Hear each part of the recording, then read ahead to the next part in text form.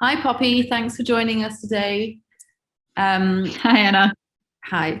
So, we want to talk a little bit about your work. You have two pieces in the Morrow exhibition. We have Proposition and One Last Drink. The way I've described them in my write-up is apocalyptic dark humor. Could you talk about it in your own way and tell us about the inspiration behind it?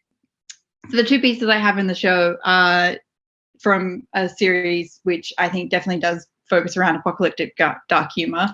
It's all based on everyone doing mundane life things whilst we're watching the world burn, which coincidentally about a year after I had that show, not even a year, maybe like 6 months, Australia literally started burning and everyone was just going about their life and we weren't doing anything. People were trying to do small things and trying to like fix things, but it was like horrific that summer with just how much the world burned, which really kind of played back into that series for me of how everyone is just going about their life, doing their mundane things, having sex, like having their friends over for dinner, going to the pub whilst we're just watching the world burn. Do you think it's a wider commentary on like what we're doing? I mean, okay, the world might not actually be burning, but the reason that Australia did all those bushfires started is because we are in a period of really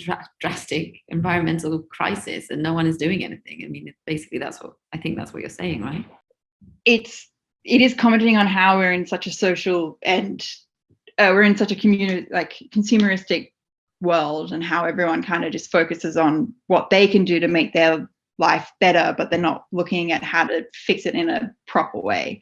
I think it's also interesting that series and where those two pieces come from. I had a lot of people who looked at it in a way of like mental health issues, and they kind of looked at it being like people just go about their mundane lives and they keep doing all these very bland things, but they're just breaking down inside, so you can look at it in both ways. You can look at it in a way that so I suppose it depends on what best kind of suits you at the time. If you're not in a great place mentally, or if you're just, which I suppose watching the world burn can make some people quite anxious. Yeah.